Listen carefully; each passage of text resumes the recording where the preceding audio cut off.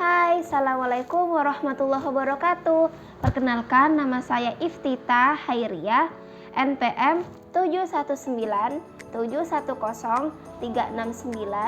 dari Program Studi Pendidikan Ilmu Pengetahuan Alam, Fakultas Keguruan dan Ilmu Pendidikan, Universitas Wiraraja. Baik, dalam kesempatan kali ini saya akan menjelaskan tentang potensi energi terbarukan yang ada di lingkungan sekitar kita, serta manfaat energi tersebut bagi kehidupan kita sehari-hari. Apa sih yang dimaksud dengan energi terbarukan atau renewable energy, dan apa manfaatnya? Nah, pengertian energi terbarukan secara garis besar, energi terbarukan mengacu pada energi yang berasal dari proses alam yang terjadi secara berkelanjutan. Beberapa contoh dari jenis energi yang satu ini, misalnya energi surya, arus air, tenaga angin, panas bumi, ataupun proses biologis. Konsep energi terbarukan pertama dikenal di tahun 1970-an sebagai cara untuk mengimbangi perkembangan energi dengan bahan bakar fosil dan nuklir.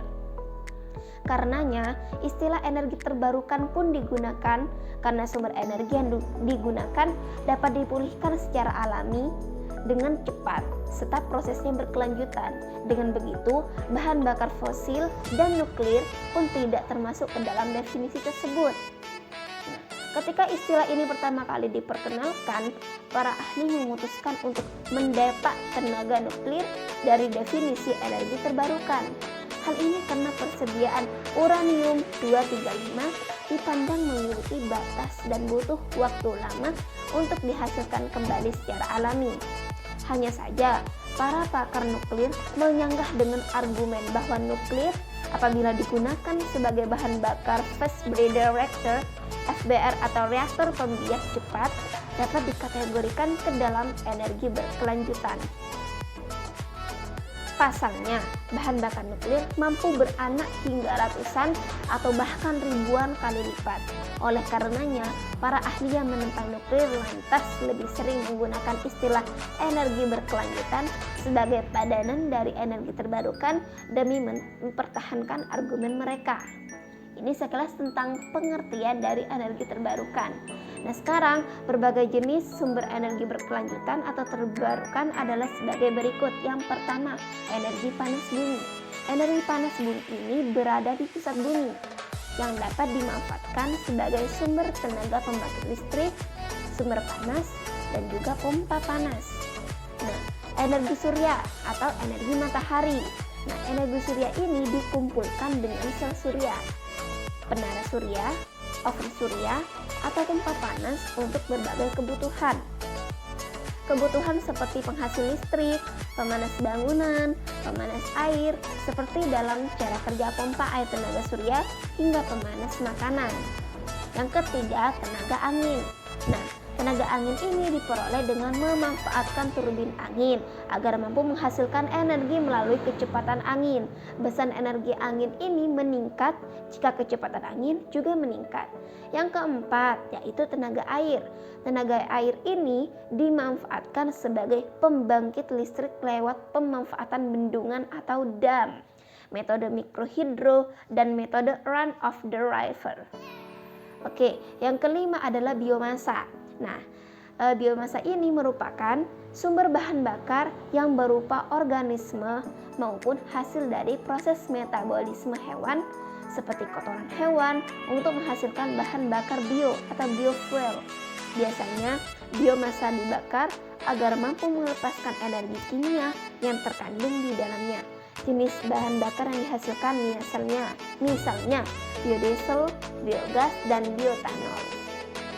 Nah, manfaat dan kelebihan energi terbarukan seperti yang ditunjukkan oleh namanya, energi terbarukan merupakan energi yang keberadaannya dapat terus diperbaharui secara berkelanjutan. Dengan demikian, jenis energi yang satu ini bisa dikatakan merupakan energi yang keberadaannya tidak akan pernah habis. Seperti contoh jenis-jenis energi berkelanjutan dan terbarukan yang sudah saya jelaskan tadi di awal, bisa disimpulkan bahwa sumber-sumber energi ini bisa dibilang akan selalu ada selamanya. Oleh karena itu, manusia tidak perlu khawatir kalau sumber daya ini akan habis suatu hari nanti. Hal ini tentu saja berkebalikan dari penggunaan energi konvensional seperti bahan bakar fosil, minyak bumi, gas, dan juga batu bara. Pasalnya, sumber bahan bakar fosil terbatas jumlahnya, dan jika perlu dihasilkan kembali, maka akan perlu waktu yang sangat lama, bahkan bisa hingga jutaan tahun untuk mendapatkannya. Di samping itu, sumber energi terbarukan dan berkelanjutan bukan hanya dapat diperoleh dan ditemukan selamanya, tapi juga secara gratis. Sebab air, sinar matahari, dan angin dapat Anda temukan dan nikmati setiap saat dan di mana saja. Hal ini pun sebenarnya salah satu alasan mengapa penggunaan jenis energi yang satu ini ekonomis dalam jangka panjang. Sebagai contoh adalah penggunaan pompa submersible tenaga surya untuk memenuhi kebutuhan air di rumah Anda. Meskipun memang benar bahwa harga mesin pompanya sendiri relatif mahal, sistem pompa ini juga memiliki teknologi panel surya untuk mengumpulkan sumber energinya. Listrik dihasilkan dari mengubah cahaya matahari yang nyatanya bisa didapatkan sinar matahari secara gratis setiap hari. Dengan demikian, pompa dapat beroperasi dengan memanfaatkan sumber energi terbarukan tersebut dan tagihan listrik di rumah bisa dihemat secara maksimal.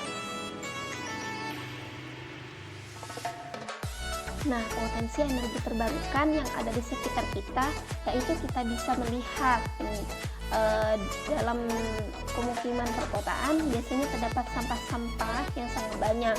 Sampah tersebut diangkut ke tempat pembuangan sampah. Nah, pentingnya pemanfaatan sampah sebagai sumber energi. Nah, kita tahu ya kalau sampah itu bisa digunakan sebagai sumber energi.